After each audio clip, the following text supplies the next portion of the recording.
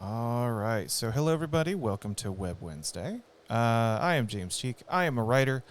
I currently I am a contract writer for Crunchyroll, writing on adapting uh, a show currently, but just various different anime shows and things like that. I my first love is in writing. My first love has always been comic books. I've been studying comic books, reading comic books for most of my life, I would say by now. And so, hello, yes. So just as a heads up for all of this, for those who, just so that we always know where I'm coming from, that is my background. I am not connected to Webtoon in any way. The most interaction I had with them was that I volunteered to do a writing workshop a couple of months ago, and that's about it. So these opinions are mine. They have no bearing on the call to action contest, which is where all these entries are coming from. And this is just me giving giving my opinions and critiques based off of how I understand comics and writing. So cool. Let's get into it. All right. So the first comic webtoon that we are covering today is Shattered Light by Blue Mouse. And the tagline is: "The war has dragged on for many years, and the enemy has not been defeated. What is worse than losing a war? Not knowing what the enemy will do next. There are still some strong warriors left, but how much longer can they last? How do mortals fight gods bent on their destruction?" All right, so this is this was really good, I thought. This story about this particular episode story about two guys. This dude, that guy's Jack, that guy's Lucian, and yes, no, Blue Mouse, we're starting with you, and they fight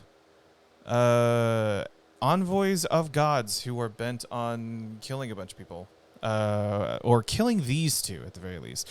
So this was I really enjoyed this, but the main frustration that I had with it is that there is this sort of like in medias res, like you were just sort of jumping into the story, and we're kind of letting the visuals do a lot of the storytelling and what kind of world this is going to be, and like exchanging stuff, and then all of a sudden lasers from heaven come down and kill everyone. So we have this sort of like generic fantasy world. All of a sudden, that there's this massive disruption in that, like this, what we thought was sort of like your average fantasy town now is just a crater.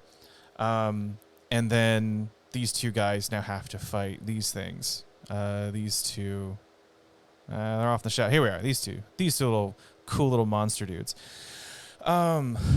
But what threw me, especially at the very end, when after this long fight, when we get to this last bit, I'm just gonna skip ahead down here.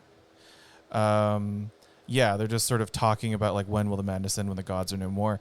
In the beginning, these two, Jack and Lucian, are just going around town asking, they're just sort of asking about if anyone has heard about the gods recently, which makes absolutely no sense to me.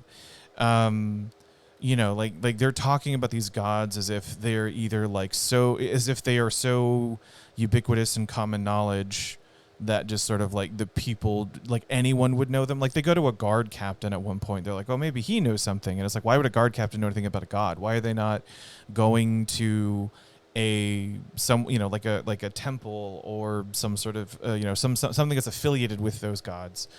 And then the abrupt turn of the town getting annihilated by the gods, and then them having to fight envoys of said gods.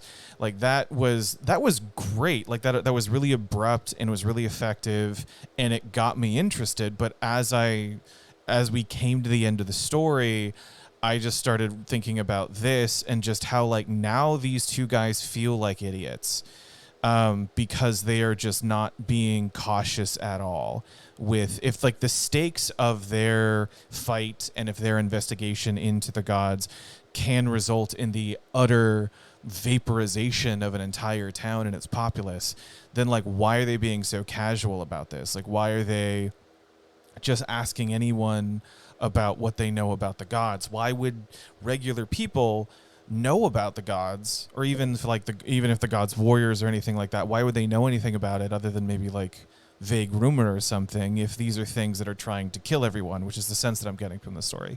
So, so like what's sort of frustrating is like a strong word than what I want to use, but it's effective in what I want to say, where it's like the first half of this story is like the first half of this story is good, or the first part, the introduction of this part is good.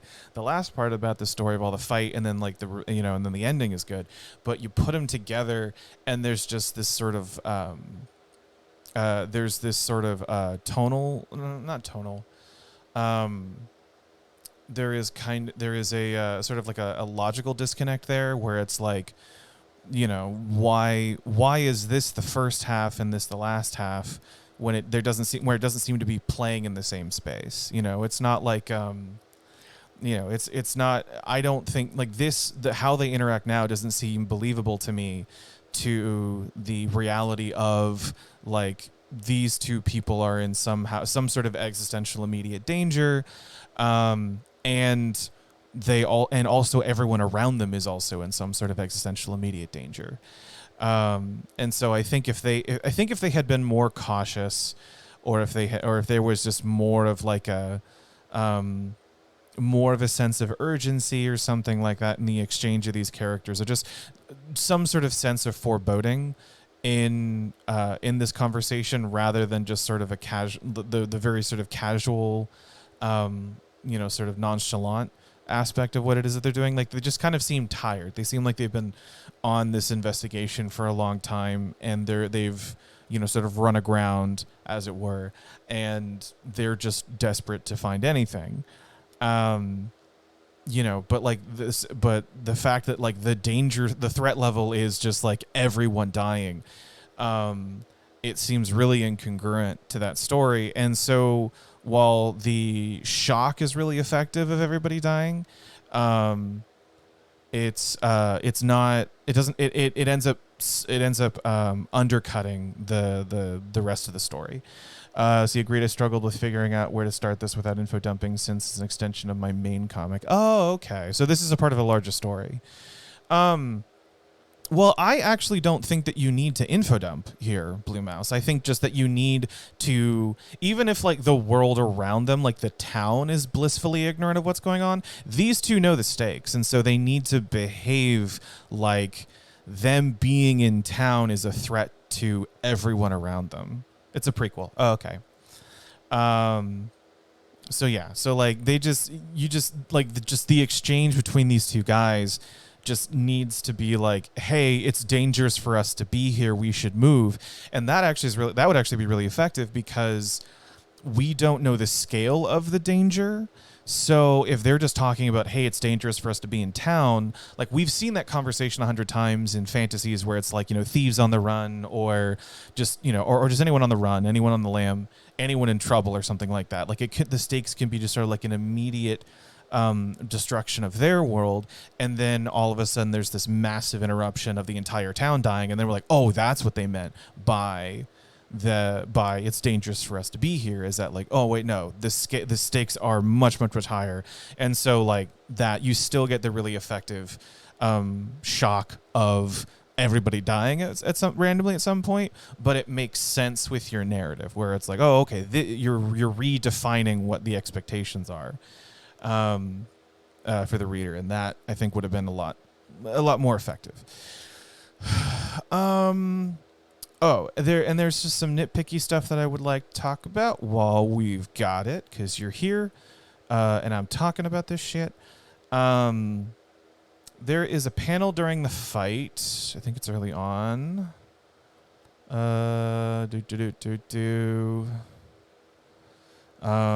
This stuff's also all really good. The fight and everything, the pacing's really good. Here we go. So this transition here from the dodge to the surprise attack. I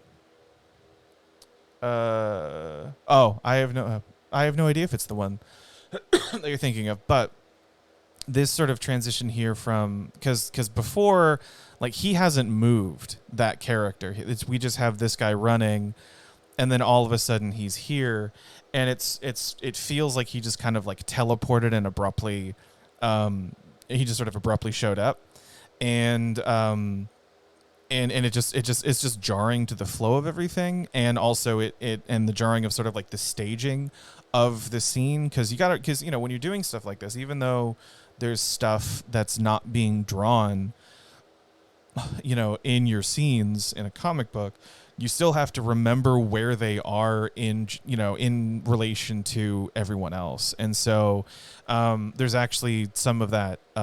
We've talked about that a little bit before, I think 2 weeks ago. And then there's another comic later on that I also want to talk about, where like the staging is a little weird. But or even just like continuity, like the fight continuity as well. Like there's another one that also has some continuity stuff. But here, like, in my head, he's off to the side somewhere, nowhere near the combat that's going on. And so while this sort of like sudden appearance, is not a bad idea, I think that there needs to be something in between these things to, like maybe like him landing or recovering, and then like his foot shows, like, and then the foot shows up or something. Oh, that's pretty cliche, but just some things in between this and this for me to sort of mentally have an understanding of like, oh, some time has passed in between him dodging and him, and then this guy showing up. Like, it's not like he dodges and then looks up and he's right there. That just feels really, really weird and disjointing.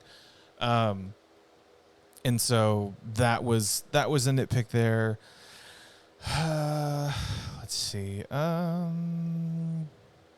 Talked about the god stuff. Oh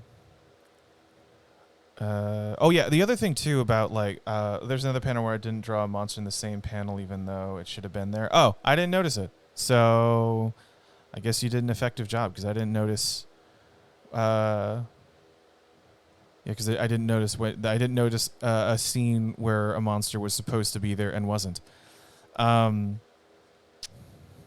But I also like something that also kind of like was making me think, like, to go back a little bit, was making me think about the whole, like, the gods of the enemy kind of thing, is that gods, for the most part, are either like omnipotent or near omnipotent. And so they can, they typically can see most everything. So the idea of hiding from gods is not like a small thing for your story to do. And so the fact that like they're just out and about, like wandering around a town when they're trying, like it seems like, well, like, where are the gods here, and what are they doing, and what is their relationship to reality? That makes it so that like they think that they may not be like immediately seen by them or something like that. It was one of those things that was just raising all those questions in my head that ended up kind of taking away from what was a really solid webtoon. But yeah, other than that, I think the only other thing too is that like this, to me, the way that it's laid out, feels more like a print comic book. It doesn't feel like a webtoon necessarily. A lot of the we've got a lot of these things where like where like it's framed by like destruction, like there's these single sort of shot scenes, rather than sort of viewing like 4 or 5 at a time on a comic book page. But for the most part, this felt like you could just kind of like take a lot of these and then just sort of rearrange them into a grid format and be able to easily transfer it to print medium. And that's not a bad thing, especially if there is a goal, like an end goal or a desire to like take this and do print media with it later. I remember reading, I remember when Lore Olympus, the first book, came out, and and like the layout of the printed version of the first book, or at least the first couple of chapters, kind of just sucks. There is? Okay. Then there. Ah, ha, ha. I noticed something. But like the in the print, like the first couple of chapters were just bad. Like it was just all these like floating panels on like kind of like whitish background kind of things. And it was not interesting. It wasn't compelling. And it was just it looked almost amateurish when that comic is anything but amateurish. But then as they printed printed more books, they ended up figuring out a way to kind of transfer it to print medium, and it's still very, very pretty, and it's still really effective. I would only say, like, the reason why I bring it up is because because the call to action is a contest for Webtoon, and so I don't think that this comic is taking as much of an advantage of the platform as it could have. Now that being said, if you're going into this with the intent of being able to transfer it to print, and sort of knowing that you're going to have to come up with sort of like something that works for both mediums, or something that can easily be swapped between both mediums, and I think you did a great job. And I wouldn't necessarily change a thing. But if this was intended to kind of like, if this is sort of like a Webtoon first thing, or if this is where it's getting, or if this sort of like the main draw is supposed to be from this site, then I would think more about using the platform to your advantage a bit more. But there's some panels. God, there are some panels that I've seen on Webtoon that I'm like, I do not know if you could actually print this or not, because they're just these massive, long, crazy things. And you don't have, and you would immediately lose the effectiveness of the panel if you printed it. So that's always a thing. That's always kind of like a tug and pull on this stuff, because I don't think people were thinking about printing Webtoons initially until it became more mainstream, and it was just like, oh yeah, this is another way to read comics. Why don't we do that? Who knows? All right, so that is Shattered Light, really solid comic that just has kind of like one or two little things on it, but otherwise really, really good. Next comic we're going to talk about today is Essence of Icarus. This is while on a field trip for Pillared Decision Day, Neri and Ino bail the class presentation to explore the science district of Azura and unintentionally unveil the truth behind Azural society. So this is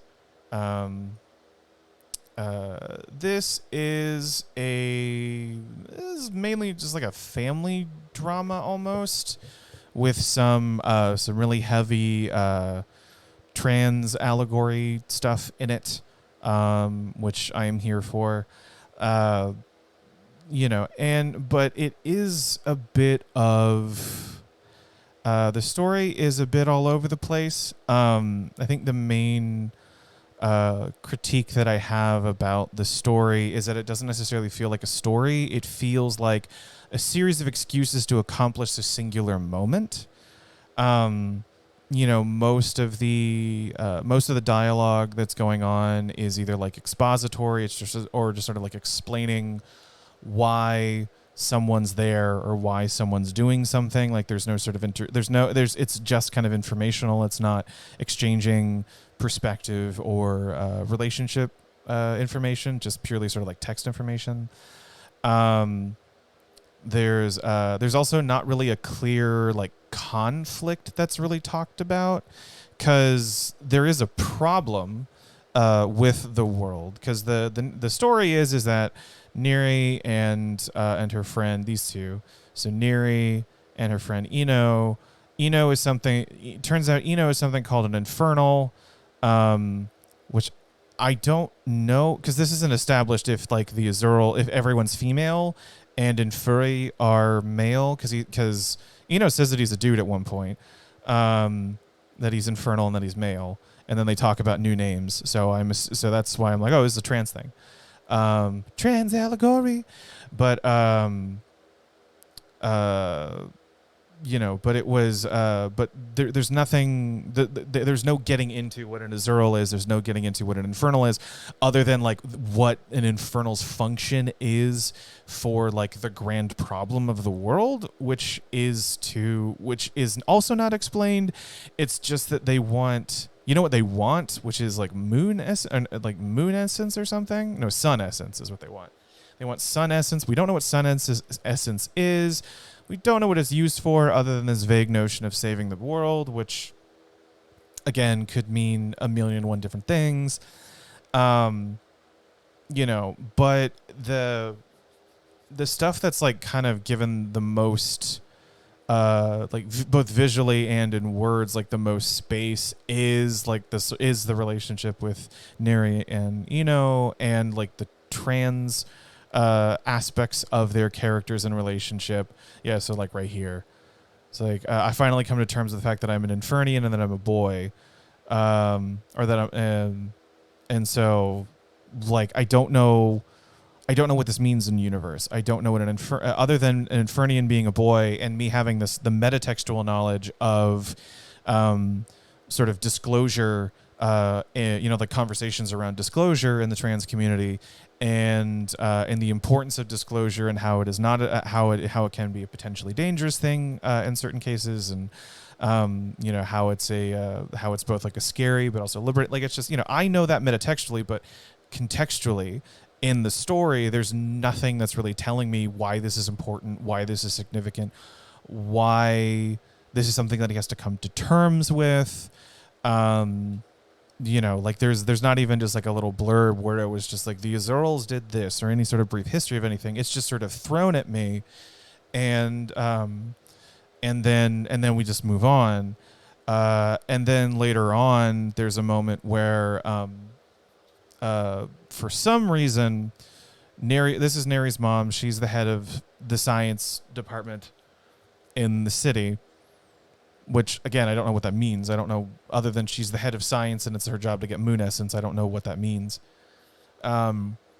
She somehow knows that Eno is an Inferian, just by looking at him, which I guess she could just smell the trans, I guess. And then she's like, "Oh, thank God! Like you've brought me this thing that I need for my experiments. You're such a good daughter, I know, like, obviously this is you tricked this poor child to come here because somehow you psychically knew that I needed this, because we also didn't know that she needed an Inferian until earlier on in the book. So there's nothing that tells us that Neri would have any foreknowledge that her mom needed an Infernian for her experiment. So like there's no tension as to if the relationship with her and Eno is like is real or is transactional to her or something like that. And then we just have this moment where she just suddenly turns on her mom and just punches her, and then they just start fighting. And then to complicate things even more, she goes full like, Skeletor, Mumra villain. That's not a criticism. That's just the level of drama that she has gone to. And then all of a sudden, yeah. So he was right. Where is it? Neri gets hit and stuff. Yeah, and then Neri turns out to be, we learn, half infernal, but is also infernal. And so then that just raises even more questions where it's like, why does she need an infernal when her daughter is half infernal? Or I'm guessing if this is still going by like 1-to-1 gender allegories, that they're gender non-conforming. Like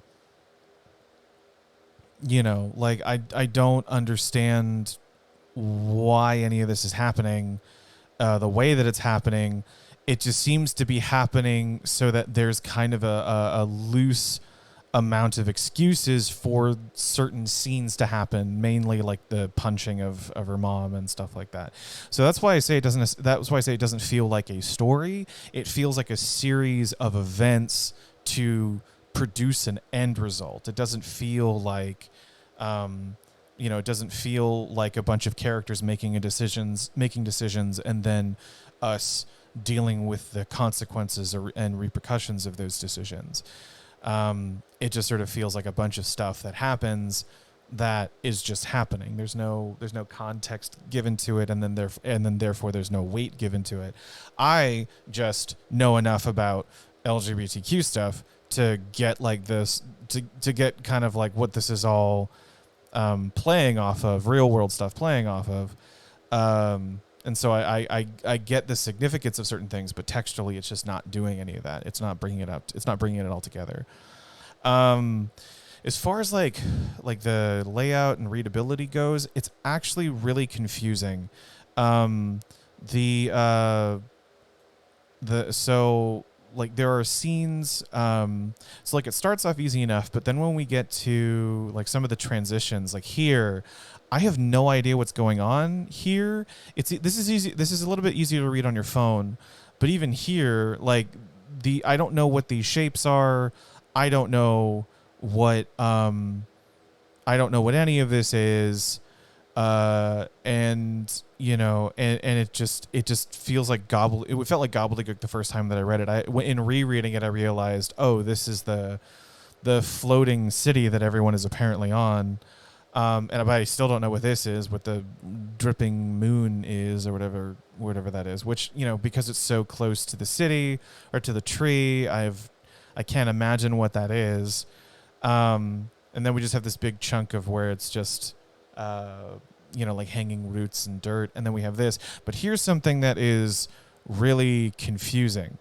So we have this where we have this goopy moon, then we have the tree, and then we have the city, and then we have what the city is built on, and then we have the land below. And then we go backwards. Then we go back up to one of these triangles. We go back to one of these things. But we go back by scrolling down further. So visually, what this has been telling me is that I will get new information. I will be seeing like new things about the world as I scroll further down. So when I come here, visually this has been telling me that all this stuff is underneath here, that what I'm transitioning into is somewhere down here or somewhere underneath here or something like that, when in fact it's up here. So like we go down, so like the narrative is going down and then going back up. And the transition is just really, really obtuse and ineffective in letting me know that we're like taking a step back. And I was very confused as to what I was looking at. So I just had no idea where I was for a while. It was very, very strange. This is also not very effective, where this six-eyed person shows up and kind of like spooks her while she was working, but we see her very clearly back here, just sort of like standing off to the side. So this scene tells me that she's aware that there's another person in the room, and that and that like she knows that she's there, and so for her to be startled like that was strange. It just sort of felt more like, oh, this is a spooky thing that happens in scenes like this, so I'm gonna do it, not based on the information that we have in this moment. She wouldn't be aware of anyone else in her room, and so she would be startled if someone came up behind her, or if she was just so focused on something that she forgot about the world around her and then realized that someone was behind her or something like that. So there's moments that are really great and effective, but then it's just kind of marred with a lot of these really strange and sudden transitions that just really sort of disrupt the flow of information as is being given. Like these would be effective as page turns, where you're in a where it's sort of like a complete reset of the sort of plane that everything is being read on, rather than continuing the same direction scrolling down. And so like just like this is sort of work the platform kind of working against the flow of information in this comic. This right here, this was sort of a bit of lettering where like it was not different enough, it was not obvious enough for me to catch it the first time that I read it. So, and this is the first time that you see the word Infernian, or the word Infernian comes up for these characters. And so like this is kind of and so this is not insignificant, but it's sort of written it's written in the panel in such a way to where it's really easy to miss it. I mean, coloring wise, it's not too different from Neri's hair and the wall that it's on and the text box above it. So it just kind of blends into everything.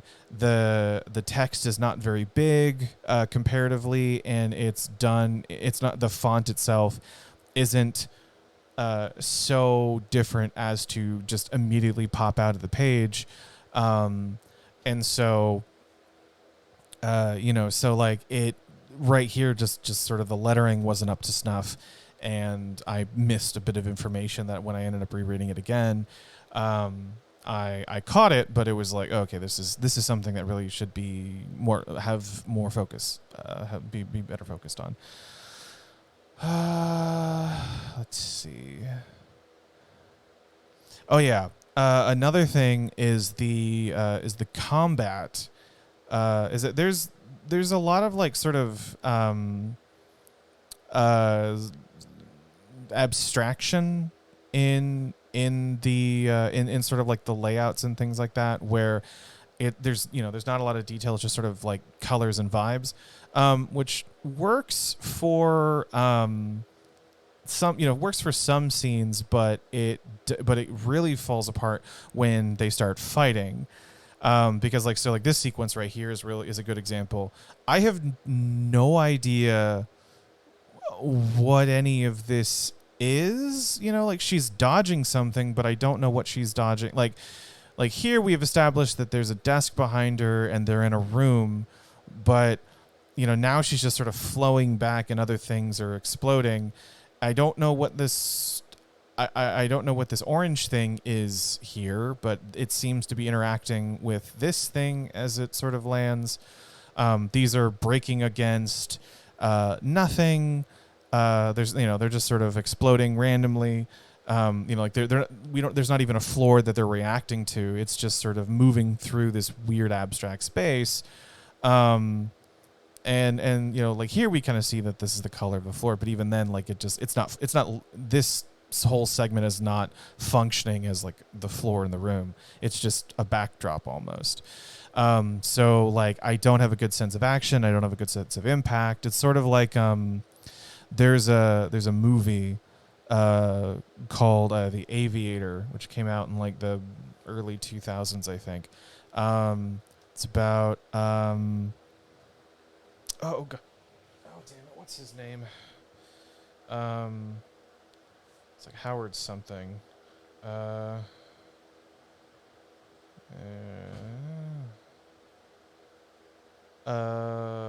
Let's see. Looking this up real quick just so that I remember what it is. Howard Hughes. Yeah, there we go. Yes, Nano, it's Howard Wong. It's based off of the Martin Scorsese film starring Leonardo DiCaprio and Cate Blanchett about Howard Wong. Leonardo DiCaprio obviously plays Howard. But no, it's Howard Hughes. And Howard Hughes was this, sort of multimillionaire industrialist. He did a ton of stuff. He built planes.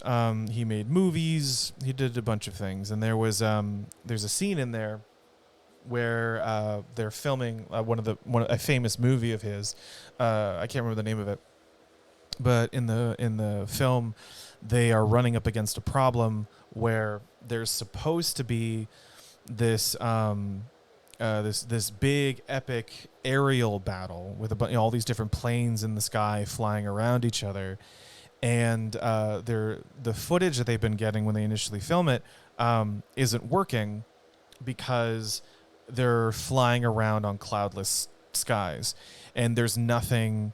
There's no so like the planes are just sort of moving around on a blank, like, blue space, and there's no sense of motion, so it looks like really slow moving, like almost ants on a screen or something.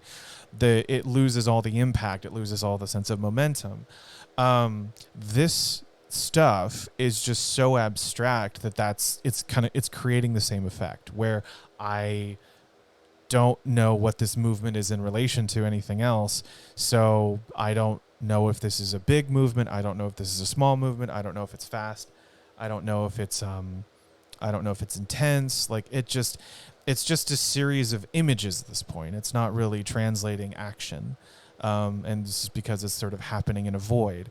That's actually a really big problem with this webtoon in particular, is that there's just a lot of scenes where the characters are sort of floating around in nothing, or like stuff's just sort of happening without any context to the space around it. And I don't think that it's necessarily like a bad idea to try and do a more abstract thing like that, but it's just you gotta understand. I, as a reader, need to understand, like, if some big motion's gonna happen, I need to know where everything is. And like when I was talking about staging earlier, I need to know where everything is in relation to everything is. So if someone moves, then I know, like, then I know what that movement is. I know the importance of that movement. I know, they're moving closer to this, or they're interacting with this other thing. And so, like here, like I don't know what any of this is. There's just Neri's just drawing something on the floor. Vines are happening, but then there's a movement here. I guess they're running around, like, just sort of writing runes on the floor or something, and then and then there's the vines, and then there's the punch. I don't know, and then this I'm supposed to believe that or not supposed to believe, but like this then is supposed to lead into the elevator door ripping open, which it doesn't, which that just sort of feels like a closet. It doesn't seem deep enough to be an elevator. And so there's just so little here for me to get a sense of where everything is and what's happening in the space, that it all loses its power. It all loses its significance, and it doesn't hit as hard as it could have. It doesn't, it's not as effective as it could have. There's also this, which I thought was really weird, where the fight happens, and then Eno decides to be an experiment so that Neri's mom wouldn't hurt her anymore, but Neri was winning the fight, so that doesn't make any sense. Yeah, like promise not to hurt wait, you promised not to hurt Eno anymore. Oh yeah, and apparently her mom's name is Curdwin. That's not established before. Wait, is her? I thought. Did I get the names wrong? Oh, okay. So I got the names wrong. So this is Eno. I apologize. This is Eno. Friend is Neri. But like don't hurt Eno anymore. But Eno was like winning. Eno had the upper hand on the fight. So it doesn't make sense as to why Eno would step in and sacrifice himself for Eno. And then because Eno's mom, Curdwin, has just gone full Cobra Commander, she throws Eno out the window and is like, "You're an abomination." Here's another thing where I'm saying where it's just Eno's just floating towards nothing. I don't know none of this. I understand like what this imagery is, but like it's so abstract. I don't know what, like, did they fall like 100 feet in 10 seconds or what? I don't know. But just the heel turn of Curdwin is not earned, and it's really abrupt and weird, and it just feels like it feels like, you know, it feels like it's justifying the narrative of like the trans elements of it, where you know, very often or not very often, but it's common for parents for trans people to not get it and to end up becoming villains in their children's lives, and so, you know, like that's the only thing that makes sense to me, is that it's playing into that expectation, but textually there's nothing there. It's not giving me anything that's sort of setting up that sort of like setting up that event to happen. So I kind of harped on this a lot. There's definitely some interesting ideas here. Like I would be interested to see more about this world and learn more about it, and see it done. But this, as it stands right now, really isn't a story. This is just a series of events that happens. And I understand that that's like a up my own ass description, but yeah, I'm up my own ass. But like it, you know, like it just there needs to be there needs to be like a stronger sense of what the conflict is. There needs to be better setup for the world and all these other different things. And so like I would love to see this like as a second draft down the line or something like that. But as right now, it's not doing super great. So yeah. But again, I also want to say, like, as harsh as I can, as harsh as I may get on some of these, just know that like the fact that you made anything is still phenomenal, and it is no small thing that this exists. You know, every bit of this is hard, and the work and effort that goes into it is not insignificant. So I just want you to know, like, I understand how much work goes into these things, and so even if I'm tearing it down, just know that like I respect the hell out of it. Next webtoon we are covering this week is Hands Off by Red Weiss. So this is for Felix. Being a champion is his dream. He's worked towards it his entire life, but in finally achieving it, he finds it not to be. Finds it to be a lot more dangerous than he first thought, as he has to fight one of the strongest champions, Cleo. While he be able to, or will, I misread that. Will he be able to live? Be able to even live past his first fight, or is he going to die without even getting to live? Question mark. So, this is a delightfully twisted shonen where there's this competition for whatever reason. It doesn't necessarily matter why it exists, just that it does. Where people fight using auras, and this dude Felix, a newcomer, gets sent into a death match, which apparently is an option, with the strongest fighter, Cleo, and this whole thing is just the fight between the two of them. But the twist is that auras are powered by different things. The person's aura gets stronger based off of different things. So like Felix's aura gets stronger based off of like the love and support of his family or something like that. So it's really personal. And then as the fight continues, eventually we learn that Cleo's aura apparently gets empowered by the attention and cheers and admiration from the crowd. And the crowd is bloodthirsty and they want to see someone die. So this whole thing ends up being just this really twisted, like sort of psychological break of this kid as he's just trying to survive against a murder hobo. And then because the murder hobo is a broke as shit murder hobo, eventually she gets the eventually she pulls some she does some shit pulls some shit out of her ass at the very end and kills him. And we learn that Felix, as we were led to believe, is not the protagonist of this story, and that Cleo is actually the protagonist of the story. This gets bloody. This gets bloody and gory. Very happy about that. The art's great. The action is great. The dialogue isn't super strong, and it can get confusing at times because most of it is just like the internal thought process of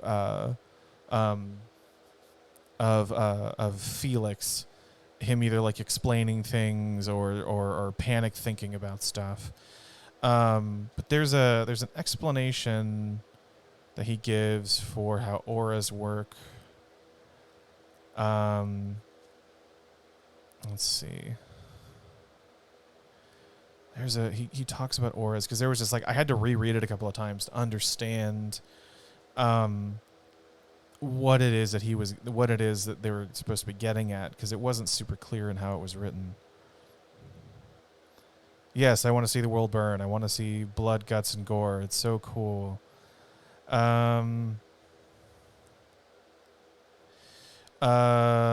Let's see. Yeah, okay. So she's aura's not her aura's not purple. Can she not use her power? That's weird because her aura is purple. I don't understand what's going on there. So the aura is a power which grows under certain conditions. Mine grows from support from my loved ones. However, I've heard of those that also lose aura gradually, but if I can beat her before her condition makes her aura grow too much, I might have a chance. So again, I think this is another case of non-native English speaker writing this, which is good for if this is a non-native English speaker. It's actually pretty good, pretty solid. But the wording here is just super confusing. So in reading all of this, I think what this is trying to say. I don't know why I just noticed that there's an arrow pointing to him, but there's no need for this arrow. The only person who's been talking up until this point has been Felix, and we just intuitively know that if there's a text box here, it's Felix's internal thoughts. This is just sort of a waste of an arrow. But I think what this is trying to say is that auras just sort of continuously grow, but there are some people who their aura will be stronger or will be weaker depending on it's supposed to show that he's getting up? Oh, that doesn't translate that at all. Like his physical position shows me that. I don't need an arrow there. Because it just, just him like dusting off his knees. That's something that you do when you get up. Like that translates to getting up to me. I don't know why he needed to do that. Well, even then he was already standing. He was sitting right here. Okay. So yeah, he was getting up. But even then, okay. Oh yeah. Cause there's a turn here too. I missed, these were not big enough for me to notice on my phone when I was reading it. So here, like we don't need this information. Like him turning, like it's implied that he's, like shifted his perspective to see her in this moment. Like visually, there's already that information's already been given. We don't need the additional, like that additional stuff. So I'm curious as to why that's there. But yeah, so that's what. Anyways, back to the dialogue. I think is what it was trying to get was that some people their aura just sort of grows continuously, and other people it sort of flares up or gets weaker depending on whatever situation that they're in. So he's like, oh, so maybe her aura isn't at full power, and I have a chance. And then they go at it, and then as the crowd gets more and more excited about the fight, then you know, then her power grows to a point where he can't, where she's just able to just, you know, use her broke as shit power to kill him. But just that the way that that was worded was just really confusing to me. Let's see, looking at my notes here. Also, like there was a lot of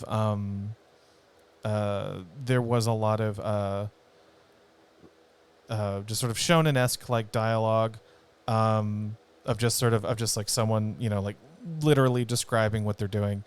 That's I think we're getting to a point where like people are so used to that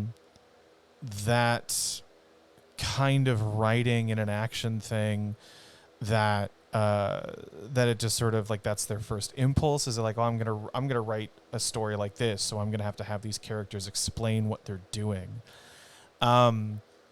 I think that just sort of that's an extension of Japanese style storytelling, and I also think that this is just, I don't know enough about like the history of like manga and story and Japanese storytelling to know exactly why all those things sort of happen. Like I just recently learned why villains in tokusatsu shows just sort of sit there and let the heroes like transform and say their names and do the pose and wait for everything to explode. Apparently it's it's an extension of an old samurai sort of code of honor practice where well, it wasn't even a code of honor thing. It was just a thing that they would do before they would fight, is they would say who they were and where they were from, so that the winner of the fight could then go to their lord and be like, hey, I killed so and so from so and so, and actually get a reward rather than just murdering random people. And so it was sort of seen as like a courtesy or a politeness to let the other person know who you were fighting. And so that's just sort of an extension of that idea, is that villains, you know, is that like opponents wait for each other to introduce themselves. You know, so that's why like characters run in and be like, hi, I'm this, and this, you know, I'm, you know, Gorbath the Evil or whatever the hell it is in anime and stuff. But I don't think that a lot of people sit and consider why those things are like said that way, or what is the reason behind those things, and instead just sort of see it as like as sort of part of the style of writing or part of the format of that writing. And to me, I think that just sort of leads to sort of rote repetition, where you just have it in there for the sake of having it in there, and it's not doing anything. It's not working for you in any meaningful way. Because like part of that stuff is explaining the more weirder abstract stuff of what's going on. Because like, you know, anime powers, you know, are like, you know, I can rewind time 6 seconds at a time. And that then allows me to briefly enter another dimension where I then can like teleport and stab you in the back or something like that. You know, like there's so many weird layers to how or what a person is doing, or what a person is doing and how they're able to do it. And so sometimes you just kind of like need to sit there and be like, this is the logic behind what's happening. But you know, but then there's also just sort of like a stating of the obvious and iterating of the obvious, or not iterating of the obvious. It's like a iterating on what literally just happened, and I think that's just a Japanese like cultural thing, and you know, so outside of the space of, you know, of sort of telling, you know, of sort of like telling a Japanese story or coming from a Japanese culture, like it just sort of appearing just feels like just sort of feels like a hollow repetition of this is expected of this kind of story, so this is what I'm going to do. And so I felt like there was a lot of that, like sort of here, you know, like she can use her explosive damage. It's a basically one shot, you know, like this sort of explanation here. Where to like a native English speaker would be like, oh shit, I'm gonna die, like she's gonna kill me. Whereas, you know, like if this was an anime, it would be literally, oh, like, oh my god, she's going to use this attack and blow off my head. And so I think there just needs to be, I think people need to read more than just anime and manga, especially stuff from, especially if you're not, you know, especially from whatever native culture you're in, you know, like if you're a non-native English speaker and you're trying to make these kind of things, like, you know, read stuff from your, you know, from your people and the fiction that comes from your people, and pull influences from all these different places, so that it can, you know, so that it can be sort of added to and grown, and that the, you know, medium can grow and be unique and different, instead of just sort of like this just sort of like a repetition of the same stuff that we see all the time. So I thought that was kind of holding it back. And then also there's a not a great sense of continuity here. Like I've been, you know, I had my long diatribe over this panel right here. Here she destroys most of the arena. But for the rest of the webtoon, aside from like this shot right here, the arena's fine.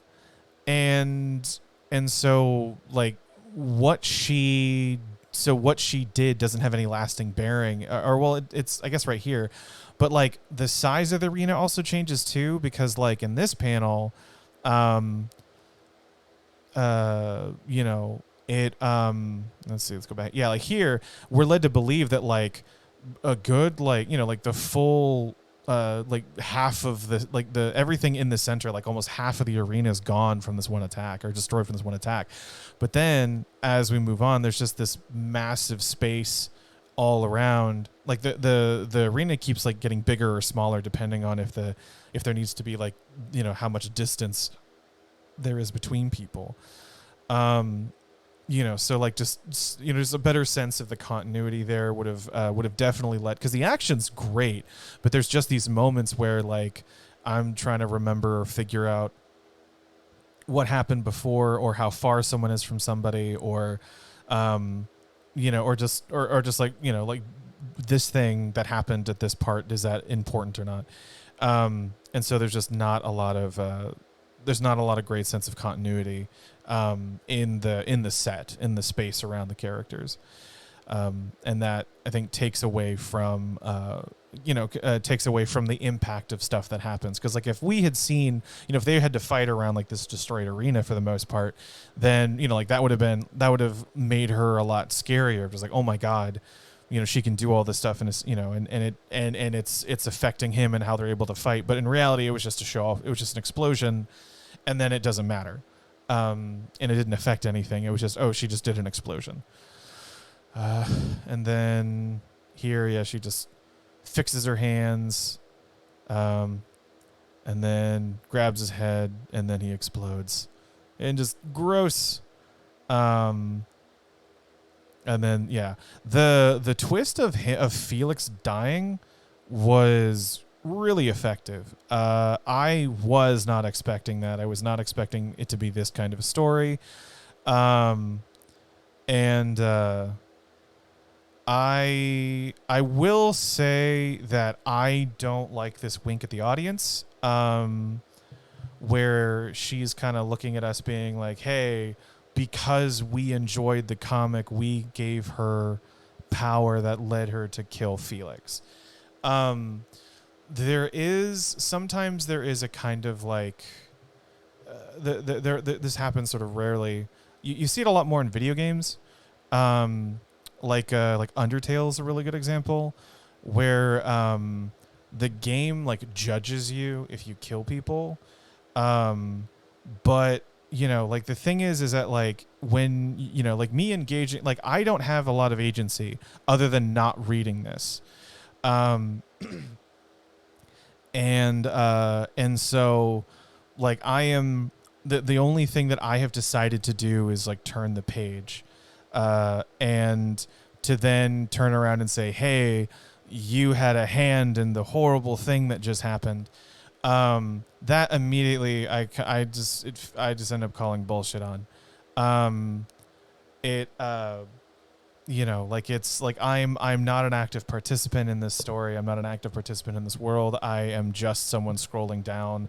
The fact that I am now like pulled into the story and given and told that I have a certain amount of responsibility to things just doesn't make sense to me. Also because like I understand that this panel exists outside of me reading it. So like, like she's always going to be looking at something saying, thanks for helping me kill this guy. And it was just like, no, I don't. That is something that I don't really enjoy as an audience member. And I don't think it's I don't think it's as a clever of a thing as some people end up thinking it to be. Because it's sort of, I think there's just sort of this fundamental misunderstanding of like the audience's relationship to something. Because because like the audience didn't make anything. I didn't contribute to this world at all. I'm just reading it. And even by reading it, I mean, granted, we're here, we're talking about it and we're critiquing it. So like you can make that kind of argument there, but, to say that like I had a hand in any of the things that happened just because I watched it is, I think, disingenuous. I don't think that it's necessarily, I don't think it's necessarily true, and I don't think that it's really effective. So like I will say that it is like really, it is a really clever twist on how her power works, because her power comes from people cheering her on, but that also assumes, or I guess giving her attention. What does it say? Yeah, people who look at her, like keep looking at her. The more people look at her, the stronger that she gets. So like just by looking at her, she gets stronger. Like that is definitely a really interesting sort of twist on how this works, and that like brain. What am I trying to say? This is how this works. Brain. I just love ADHD brain. It just loves to just reset itself every so often. I completely forgot what point I was building to. I don't know. I mean, I don't know what like webtoons. Well, because like Darby is on webtoon and it's gory as hell. So like, but granted, Darby's the only comic I know of that gets that messed up. But it is really, really dark. Oh God, I am really annoyed because I was building up to something and my brain just derailed itself. But like the twist of, originals seem to have different standards. Oh, okay. But like the twist of, like how her power works being a part of the reveal of like, oh, we contributed to this. That's an effective twist. And I don't want to disparage it at all. Like, I think this ending is really good. I personally just hate the idea of putting some responsibility onto an audience for what happens. Because I think that the responsibility, my personal belief is that the responsibility of what happens in a story is on the person writing it and the people making it, not the audience reading it. The audience reading it has a different relation, like the people reading it has a completely different relationship with the people who make it. And so like, it's not to say that one is completely innocent, but to say that like, oh, I did this because you wanted me to. It's like, no, you're assuming that I went into this wanting this one thing. Like, it's just, assuming my position. It's assuming all this stuff. This ending doesn't assume my position. I just don't like the idea of it, of breaking the fourth wall here. Now you can read it as it not breaking the fourth wall too, but it's still, because she could be just looking at like the crowd or something. But it was something that kind of hit me a little off, and it didn't really land with me very well. Originals are allowed to more. There's one original where the love interest is casually butt naked for 2 episodes. Oh, that's fun. That's interesting. But all in all, this was really solid. I think it just needed a bit more, just in the dialogue, really. I think it was the only thing that really was holding it back, and a little bit more, a better sense of continuity. But other than that, it was really good. I enjoyed it was very enjoyable in how just twisted and weird it ended up being, and I had fun with it. All right, so next we have a hero for this dragon. All right, so his father is the emperor of all dragons. Her soul is imprisoned inside of an indestructible armor. Each came to this world against their will, but they now need to find each other and work together to face the looming threats that are approaching the young dragon and the Hollow Knight. They can't save themselves, but perhaps they can save each other. This is by Breno Rainier. So it's geeky. It's pretty true, or this is true. Pretty much common to see canvas creators complaining about takedowns. Oh, okay. So just that's interesting that like the self-publishing side has more regulation than the published through platform side. You would think that would be reversed, that you'd want to like maintain your brand a bit more. Yeah, like that seems a little backwards to me. Okay, so that explanation of this story has a shit ton more information than what is in this actual episode. And that was kind of my main critique of this, was that this is like there's this kid who makes a deal with something, or actually I don't even know. Like here's like I don't know who's talking here. After reading this, I assumed it was the child. I assumed it was this kid, sort of reminiscing about like making a deal with, with someone, some entity. And then flash forwarding to now where he's an adult. And then all of a sudden this person shows up and starts attacking. And then, and then I didn't recognize what this was when I first read it, other than it. So I still thought that this was like the kid, and then he turns into a dragon. And then I thought maybe the kid is in the armor and the dragon was someone that he had made the deal with. And then no, I guess they're just two people who are fighting each other. They're sort of destined to fight each other.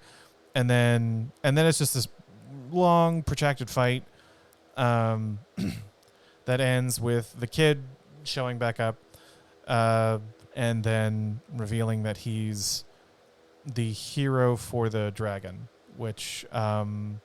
I don't know what that means. Like, that's not like what a hero is not established. What a hero for a dragon is not established. So there's no conflict talked about. There's no context for a lot of this. It's just sort of happening. And the way that this was set up, I thought that this was a flashback. So I thought that these, like this now, and understanding that there are three characters, I now see that like this is the guy in the house, this is the woman in the armor, and this is the kid outside. I thought this was all the same person, and then, and that he's just sort of thinking about different periods of his life. I had no idea that it was this, that it was three different people. But then it also begs the question of I don't know who's talking here. If these if these are three separate characters right now, these text boxes aren't giving me anything as to label which person exactly is speaking, even if this person speaking right now is actually in this issue or not, or in this episode or not. I will say that I loved this, just the kid with the shadow and the owl showing up. I loved this little moment right here. And on my phone, I will say that my phone was big enough to where like it was sort of like this, where it cut. I still saw this part, and then it came into here. And so I was hoping that this, like, there's the whiteness would be, or the white void would be bigger so that it's all white on my screen.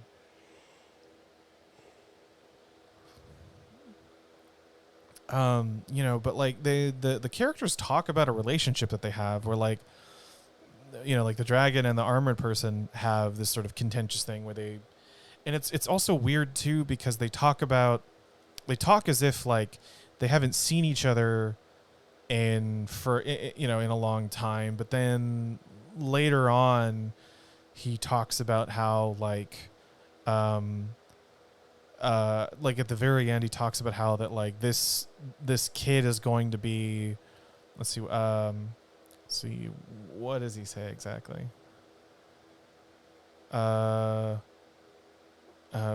His protege, yes, finally put an end. It will finally put an end to our relationship. So like saying that, like, finally put an end, meaning implying that like he also has been thinking about the person in the armor, and that like this has been a long contentious relationship where they have been clashing for eons or something. Whereas initially I thought this was like at one point the dragon like murdered this person's family and now they finally found each other again. After a long time. And then there's also a moment where when she stabs him, it's like my best friend once told me the story, and it's just reminiscing and just start talking about how like you only understand someone when they're at their lowest, and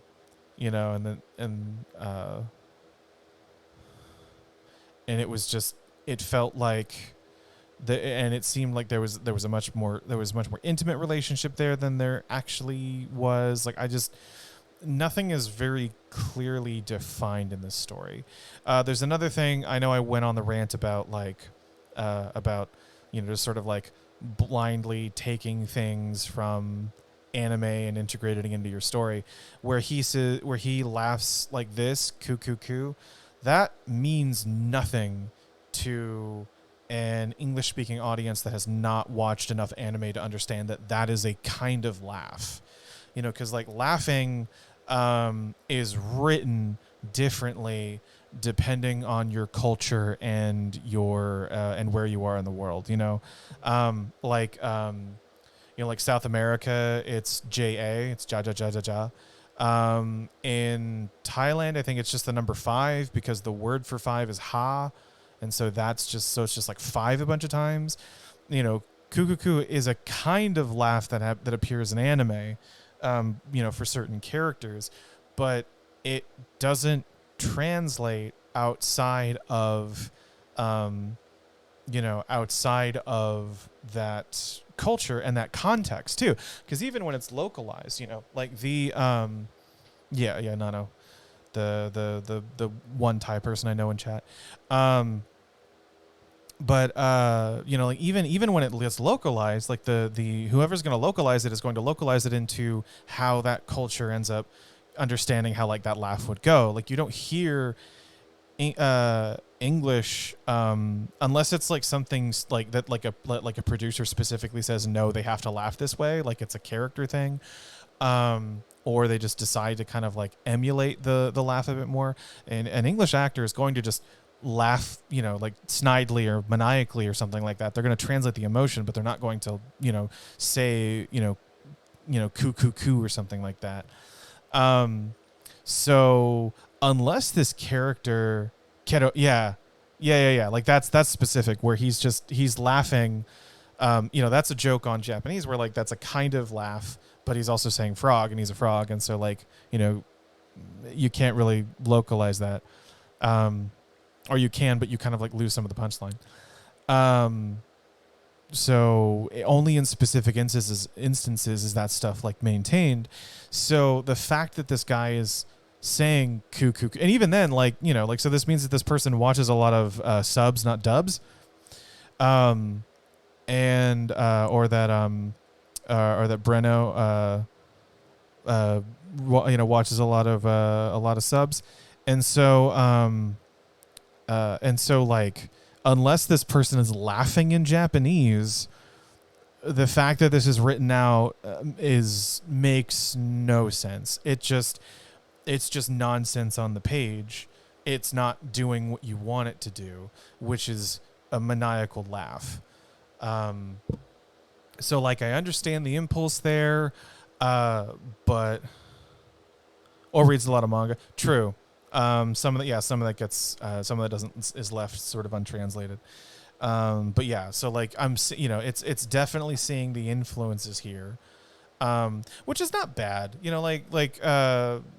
like showing your influences, showing your origins, or showing what inspired you in your work. That's not a bad thing. That is in no way a bad thing. But this isn't working for the audience that are going to be reading this, from what I understand. I mean, granted, Webtoon attracts a lot of people who watch a lot of anime, so like this may, this may not strike a lot of people as odd, but most people, anime is still a niche. It's even though it's like more mainstream now than it has ever been, it is still a niche. It is nowhere near like comic books are still a niche, like print media, and they're their multi-billion-dollar industry with like movies and all these other things spun off from it. And it's only been the last 10 years that like mainstream people have become even aware of who the hell Iron Man is. And so like most people aren't, even people who watch anime, like that's not going to resonate with them. And so that is just not doing you any favors, putting that into your work. And so, let's see. Talked about that. I talked about that.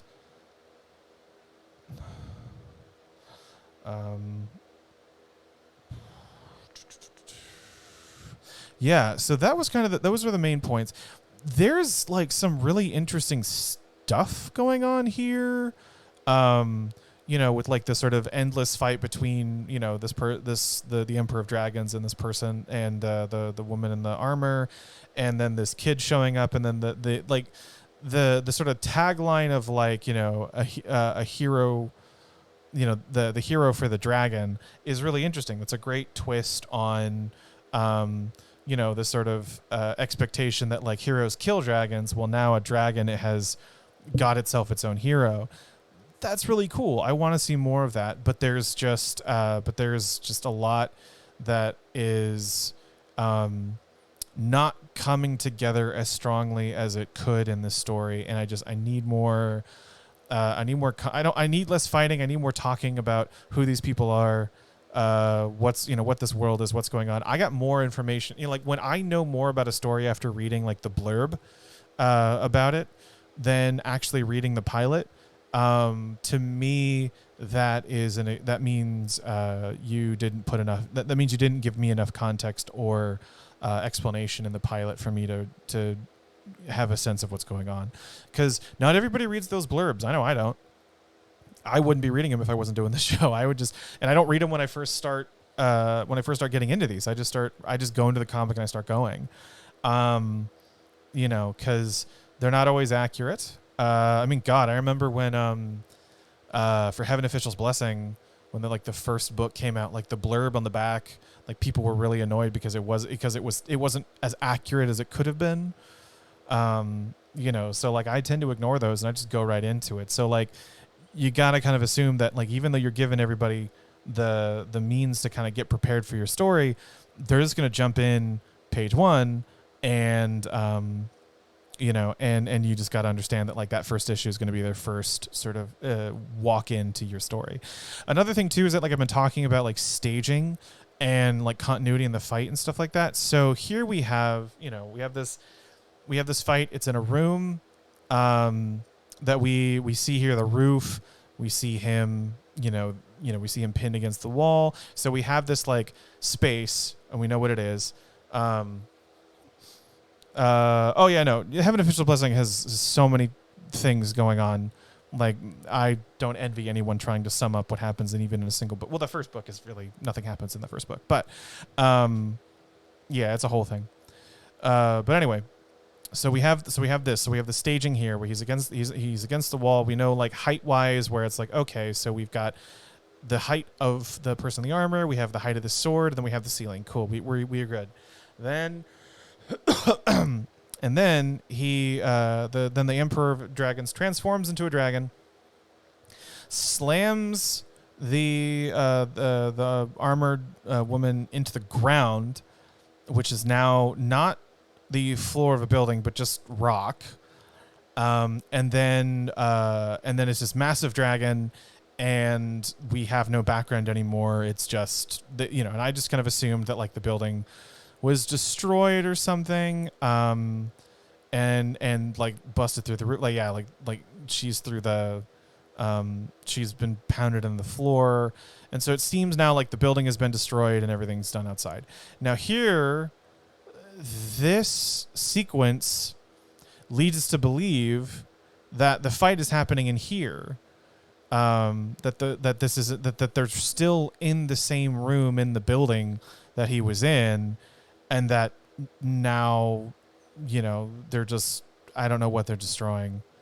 Like I don't know what's going on in that moment anymore. I don't know what that room is anymore, and so like I'm completely lost as to like where any of this is happening. So I think I would have appreciated like just knowing what the hell was going on with this purple background, and if like the place had been destroyed or not. That would have given me a better sense of what was going on. But no, there's a lot of really cool stuff here. It's just not not enough of it is in this pilot for me to understand what's going on in the larger story. But I feel like there's a lot of great, interesting stuff that's happening here. Also, this guy right here reminds me of The Critic, which is a cartoon from an anime, or an anime, cartoon from an anime, cartoon an animated series back in the 90s. It was a anime sitcom. It's really funny, and I just love the fact that he looks that guy. Here we go. So you can just call me Ben. Oh, hey, author. Thank you for the feedback. Just want to say this chapter was meant to be vague and slightly confusing. The webtoon is about how we got here. Okay, so I will say to that, it's not. It is more confusing than it is compelling. So in reading this, I am just left confused. I am just left not engaged, not like, ooh, what does this mean? What does that mean? What's going on? I'm like, who are these people? What's going on? Why am I reading this? Why are they fighting? And so wanting to keep things vague is a valid choice, strong choice. But like, I don't have any entry. I don't, as a reader, don't have any entry point as to understand what's going on. Like, you have like the folk, like the sort of like audience insert character where it's like, oh, everything's from this perspective because everything can get explained to this person, because everybody else in the world like already knows all the ins and outs and whatever's going on. And so, these people are not going to they're going to talk to each other in a way that's just going to be confusing, and it can just leave someone confused and not invested in what's going on. Here we just have a bunch of stuff that I don't know what, like, I don't know what, the who, what, where, when, and why, what's going on. And I just because I like some of the ideas that are in here would be interested in moving forward with the story and reading more. There's not enough of like for me to latch onto to understand what's going on. I think that's like what I'm trying to just get at here, is that like at the end of the day, I don't know what's going on, and I'm just left confused. If I knew was going on, but didn't have the specifics, where it's like, oh, okay, so these people have been, these people have been fighting for each other for hundreds of years, and it's a part of this grand epic struggle, and this is just the newest iteration of it. That's fine. I don't need any more specifics than that. But in this portion of the story, that's not really talked about. That's just kind of like alluded to, that there was something going on. But I don't know what these two did to each other. I don't know why they're fighting. I don't know why they're trying to kill each other. I don't know why the dragon needs a hero. I don't know what the significance of that is. And so there's just not enough there's not enough for me to kind of like understand what I should expect later down the line. Other than just reading this, I just expect to be confused. And so I think it's a very valid choice to kind of start off in this sort of very weird, vague, sort of in medias res space. But I think there needed to be some better defining of like the most important thing of what's going on. So that I, as a reader, have something to latch on to, of just like, oh, okay, I understand what's going on here. I may not have all the pieces yet, but I understand what's going on here. But yeah, but action's great. This stuff's really cool. Um, and like I said before, there's a lot of interesting ideas going around. Um, but that's my biggest critique, is that there's just not. It's just I just don't know. I don't have a great sense of what's going on. All right, and then our last comic for today is Red Weiss by Geeky Designer. And so after years of let's see, I have to head out, but thanks for the stream. A lot of good pointers again. Oh, awesome. We'll see you later, Waffles. All right, so after years of having escaped the facility in which they were created, a small group of then patients, now mercenaries, must return home to recover some crucial information that they left behind. But is the old lab truly abandoned? Okay, so this yes, Geeky, this is yours. I will say that so like there's some great stuff in here, like this little bit of visual storytelling. Where like we know the character's name, we know their experiment, we have this sort of ominous magic core thing going on here. I would have made this bigger because this was hard to read on my phone. But like this is a great moment where like we know the character, we know who they are, and we have a sense of like what danger they're in, just by this sort of ominous, bit right here with all the freckles. He's all these freckles. And then just the creepy imagery around here, and then this one particular thing right here. However, I will say that like so the beginning of this and then the end of this comic are a decent story, but everything that happens in the middle is just kind of stuff that's happening. It was doing the same thing that that I was talking about with the with Hero for the A Hero for the Dragon, where I learned more about what your story is from the blurb than reading this first episode. So like I don't know why these characters are here. I don't know what they're getting into. I will also say that like on my phone, I could barely make out anything about this character's design. Like like there's one panel further down. Let's see, where is it? So after he gets attacked. No, it's further down. Here. So here, like you can see like the skull and everything like that. Like it's really like the design is really there. But in these two panels up here, they're just so dark, and they're surrounded by, they're black, surrounded by like dark purple and all these other dark colors that they just blend into the background. And I don't get any detail aside from this sort of white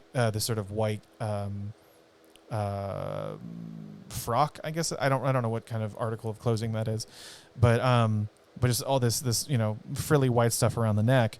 I didn't get any of the details about the skull or anything like that, and so I would say that like this, just the coloring on this character I think needed a bit more variety than just like more white, definitely, just to put out more detail so I can actually see them better, as compared to everybody else. Because like, even in this scene right here, like they just fall into the background really bad. I was on my iPad and it looked brighter and I didn't have time to edit honestly. Oh, okay. So it just, yeah, that's a thing. That's also a thing in like voice acting too, where like you record, or like you record something and then you check it on the computer that you're recording, and then you listen to it on a different computer that has like a different speaker system or a different headset or something, and you notice something that's like absolute shit with it. And you're just like, no, you have to go back and re-record. I definitely feel you there. But yeah, I was just very confused. I was very confused by that character. But like all this, like other than just like, we need to go in and put the USB key in the drive. Like, I don't know why they're there. I don't know what they're doing. I don't know what place this is. So like the stuff that happens with the robots showing up randomly, like that didn't make any sense to me, because I was like, why are there robots? What's going on? Is this a post-apocalyptic world? Had to repaint a lot, but left some unpainted due to time. Oh, okay. Oh well, yeah. I mean, there was a fairly tight deadline for 60 panels. So like again, I understand. But like just the but there was just a lot of there was just stuff in this whole segment here where they're in the building that I don't know why they're there or what they're doing. But this beginning where where it's just them experimented, and then at the very end when when she shows up again and he's in the hospital, and then we have this character here who hasn't been introduced at all, being like, hey, you should tell them that you're alive or something like that. That's like a story where it's like, oh, there's like now we kind of understand, oh, okay, so they were important to each other, something happened, they separated, she's still important to him, so he still wants to reconnect, she's keeping away from him for reasons. Like that's your story right there, and I think this needed a lot more of just that. Oh, he's the guy in the copter. Oh, okay. Is he actually talked about? I don't remember. I remember seeing a copter, but I don't remember anyone like this. There's a guy in, because I thought they were in a car. Okay. Well, yeah, but like that's where your story is. All this stuff that's in the middle just sort of seems like stuff that's happening. It doesn't necessarily feel like it's moving us to or from any other bit into the next part of your story. I also will say that this panel right here especially was really confusing to me because he's the guy with the sniper. Oh, wait. Oh, because his eyes were closed the whole time. So, okay. Oh, yeah. That was another thing I wanted to point it out, where like I figured that this was like his eye, but we hadn't really got a good shot of his face with his eyes open or anything. So showing, because his eyes obscured here, his eyes obscured here. So that shot where where it's just his eye in the background. I love that shot, by the way. Like this right here is really cool. But there's this with the eye in the background and the scope. Like I can infer that, but there's nothing telling me what that eye is, so I don't know if I'm inferring correctly or not. I don't know if it's a reference to something else or if it's like, in my first read, I thought that was like the security system or something, because we have all these different like drone eyes showing up, or like some eldritch horror that they would have to fight or something like that. I didn't know what this was, and so I just didn't get a good sense of who this guy was. And so when that person shows up, so when he shows up again at the very end with a much clearer view of his face, he seemed like a new character. But yeah, back to this panel. So this panel right here, so this reads like there's just two people here, that like there's just a copy of this guy behind him. I get that this is supposed to be like showing that he like teleported in and moved further into the foreground, to sort of like moving through the space, but there's not that big of a difference in like their body language, like their poses, and because there's just not that much of a difference between these two characters, it really just feels like I didn't know if his ability was like portal powers or if he could copy himself. And so that was really confusing. I think if there may have been like either a bit more distance or more variety in like poses or something, just to sort of show that, or just to give a better sense that like maybe if he was like exiting out of the portal and then have like an intermediate, like sort of like a second stage where he's investigating something and then moving over to the foreground or something like that, just to give a sense that he's moving through the space rather than just sort of being two stationary people. And so that was confusing. The action is actually really solid. The lettering, I will say, there is not a big enough difference in the word balloons for the radio chatter than there is for just spoken dialogue. So it doesn't, like, here there's not a dramatic difference between those two word balloons, and it could, and it's very easy to assume that that he is saying both of these things to himself, like, oh, thank you, I hate you, like it could be very easy for someone to just not get that one of these is over the like this, over the line or something. And that case, that's because he's not walking. It's a zoom in. Oh, okay. I saw some original webtoons do it, so I decided to give it a try. But yeah, I can see how it'd be confusing.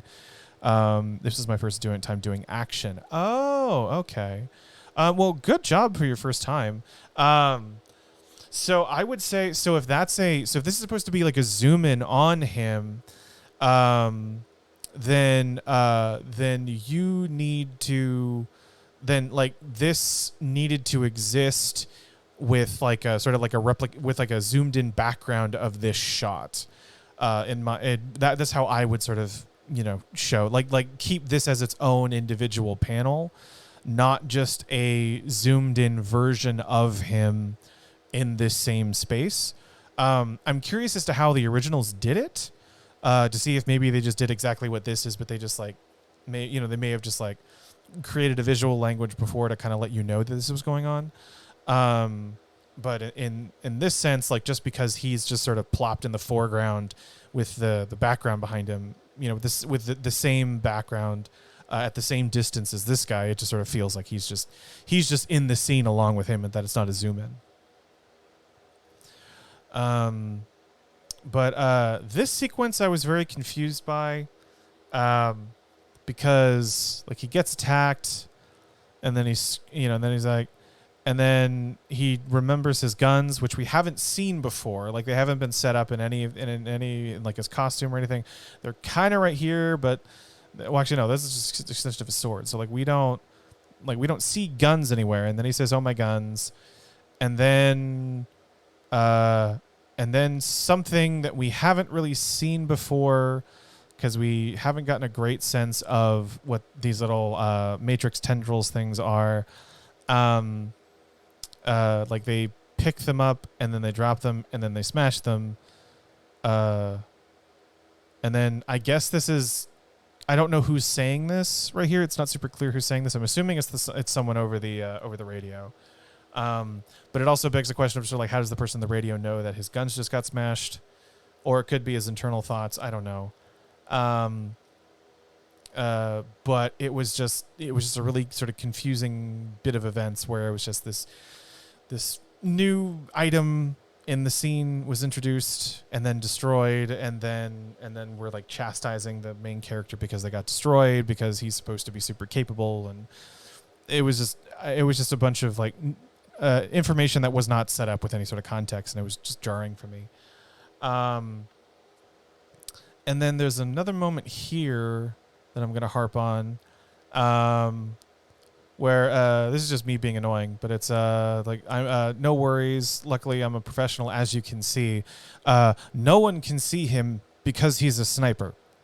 He's supposed to be out of view from most people, in a difficult position to spot, doing Overwatch and everything, making sure that he's like knowing where all the enemies are and stuff, and he also hasn't done anything until now to interact with the lead here. So he's done nothing, and he's done nothing that the other character can see him do to prove that he's a professional.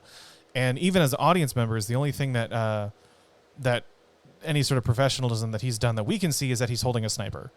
That he's got a sniper rifle. That's about it. So like that, I get what's going here is that he's just being sassy.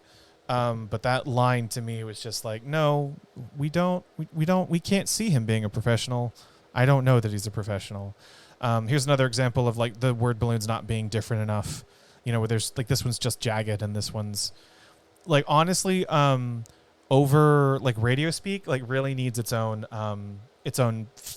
font, or like its own distinct word balloon. Best both a distinct word balloon and its distinct font, just to drive home the fact that it is someone's voice it is someone's voice coming through something, not someone speaking. This is a cool scene right here. I really thought this was cool, which is all the drones, and then just like that bleeding into red, and then bleeding into a button here. Thought was really cool. But yeah, and then we have this Matrix robot here, which, you know, all four of those inspirations.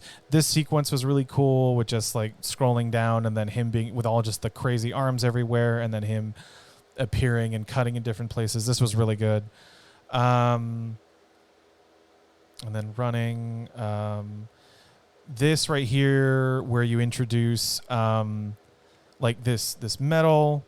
This metal Ethereum, and then all of a sudden people have their own magic. So like you're introducing two big things about the world that are like wait what, like you know, it being like Ethereum, like their weapons, that's fine because it makes sense because we've seen those things interact, and it's like, well, why isn't it working? It's like, oh well, because they're made out of the same bullshit metal that our magic swords are made out of, you know, or sci-fi swords are made out of. So it makes sense as to why you'd have a hard time cutting with them.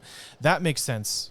Because you've established what those things are and what they're supposed to do, and that they're not doing what they're supposed to do, and so defining them this way makes sense. But then the infusing like my own magic into the bullets, like we haven't seen that really. We haven't seen any magical things other than the magic core in the beginning, and so like that just was weird and very confusing. And that was just kind of like, oh, okay, I guess this is a thing in this world.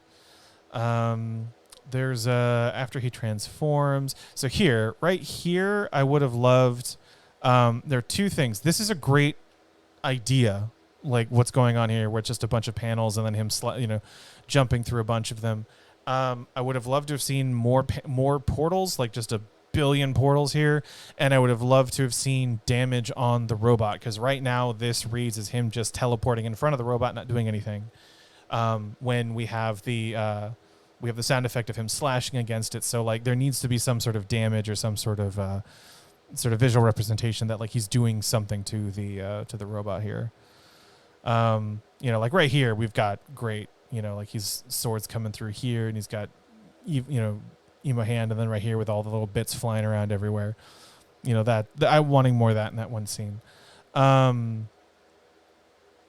But yeah, so aside from that, there's there's some cool stuff that's happening here. It's not, of what I have seen though, I will say there's not a lot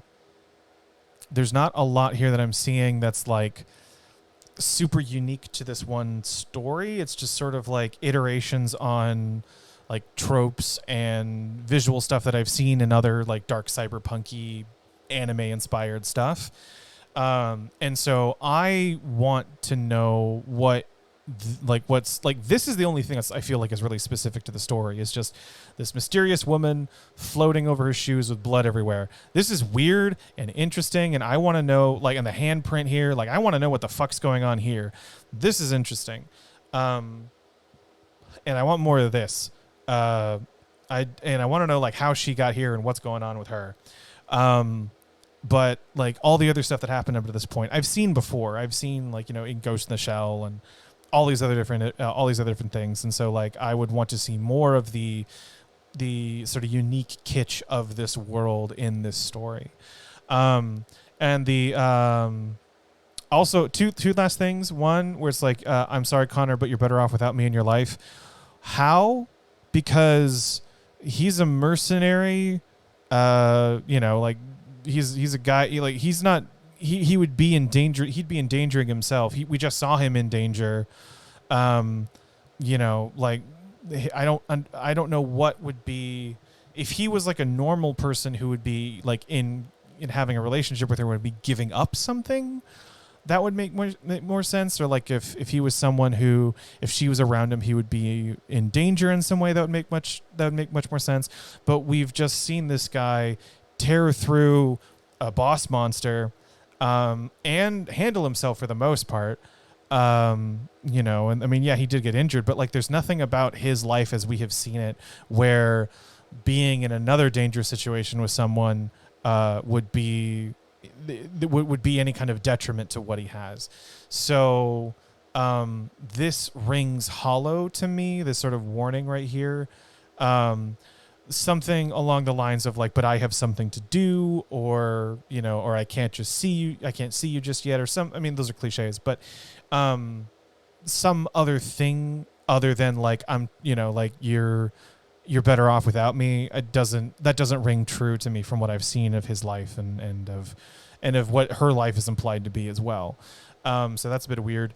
The last thing I will say is that this is the coloring on this, like there really needs to be a lot more variety. It's a lot of blues, it's a lot of blacks, it's a lot of purples, and you know, even on my computer, which is a pretty bright setting right now, like it all kind of, a lot of it bleeds together. Stuff like this really stands out and looks great because you've got, you know, it on the white, like, you know, manga exploding background, and like it's just, you know, you've got the stark white on the blue and stuff, so you can see what happens and you know what's happening. But a lot of scenes like here, you know, and here especially too, where it's just black on blue on purple, and nothing's popping, nothing's coming out and letting me know exactly what it is. See, the main story is Weiss, the girl, and Connor, the pink-haired guy, and about the danger. Consider this: why was she there? She is she a part of the organization that owns the bot? I just didn't want to clarify that yet. Well, I'm not saying you have to clarify it. You know, I'm just saying that's like even just sort of her saying something vague, you know, at the very end, like, is fine. I'm saying this specific thing, this specific reason, you know, you're better off without me in your life, rings hollow to me. You know, but like she can say any other generic thing. It's just that this specific like excuse, for lack of a better phrase, just sort of felt like, no, I don't see how his life would be better without her in it. Because up in this point, like his life seems pretty dangerous and not the greatest. So what is, you know, like it seems like she just doesn't, it reads more like she doesn't get what he's going through or what his life is, more so than like she actually wants to protect him or she wants to keep him away from something. But yeah, that's I noticed this the first time, but she's got his little armband. That's cute. But yeah, so just like the coloring, definitely just add some reds or purples or greens or something in there. But yeah, other than that, there's, you know, like there definitely could be something here, but you know, and I think in the desire to not give away too much, I don't think you gave enough away, and so I was just kind of like left going, okay, cool. But yeah, that is Red Weiss. So that is all the comics for this particular Web Wednesday. Let's see, we only got like a few more minutes left. If you guys had any questions for me about what I had to say today, I can answer them. If there's like one or two of the things you'd like want me to do or something before we go with the last couple of minutes that we have. If not, then I'll just call it a day, and we will move, and we will reconvene next week. Oh, you're welcome. Yeah, thanks for submitting. Thank you for trusting me to talk about your stuff intelligently. Oh, genre guessing game? Okay. Well, Geeky, I already know you don't do action, so I think that's so I don't think I can do yours. I don't know. Let me see. Let me go back to... Oh, hey, no cap. You're yeah, thank you for stopping by. I don't know. You said you don't do action. I don't know. Maybe like fantasy or romance or something. I'm gonna think maybe geeky. See what else do you do? God, Ages of Gods and Heroes. See, fantasy romance. Ha ha. That is the other thing that you do. Okay, cool. You won't guess you won't get. Why is it too spicy to talk about on Webtoon? All right. Oh, I got it. Okay. All right. I think Ben, your stuff seemed pretty in line. Like you seem to have a really solid sense of like action. I think you just do more action fantasy stuff, or this maybe, or like you've got more chapters in here. I think this is mainly what you do, is sort of like a action drama stuff. And then fantasy comedy. Okay, this is the other one. But yeah, this is mostly just here for the dragon stuff. I like dragons. So yeah, I think I got this right. Ben, if you're still in chat, you can correct me or not. All right. So with Hands Off with White Rice, I see. Here's the thing. I could see this being more action stuff because the action was solid and just how like, you know, bloody it got. But with the designs, it could also be just like comedy. I'm not sure. Then whether their story is weaker, I feel. At least the art is weak. Oh, okay, geeky. Short story, fantasy. So what is this? Superhero. Oh no, so yeah, no, it's more action stuff. Yeah, okay. So this is just so they're superhero romance. But superhero stuff is strong action stuff, so I get that so yeah, that makes sense. I was thinking romance too, just because the girls are super cute, but yeah. All right. So let's see. Squid the Ginger. I'm guessing like slice of life comedy stuff, maybe some fantasy normally. Yay, fantasy. Yeah. Aster in the Mirror. Aw, Four Eyes is crying. But yeah, there was just like that. For lack of a better phrase, I don't mean this in a negative, but the sort of Cal Arts like rounded style that a lot of sort of children's fantasy animated series look. That was kind of the vibes I was getting from your art. And let's see. Blue Mouse. I'm thinking because you said this was a prequel to your normal series, so I'm thinking action fantasy as well. Action. Yeah, just action fantasy. A short story romance. Oh, okay. Light and Shadow is my main ongoing. There was the other was a past contest entry. Oh, okay. But yeah. So cool. We got a lot of action drama people this week. All right. Well, I guess that is it for today. I will see you guys next week with another round of comics. Again, this is there's only 2 more weeks of this. And then I will be calling it quits, or rather, I will have run out of comics that have been submitted to me. So that'll be the end of this series of stuff. So I will see you guys next week. Until then, have fun, be kind, don't die, all that other great stuff. Bye.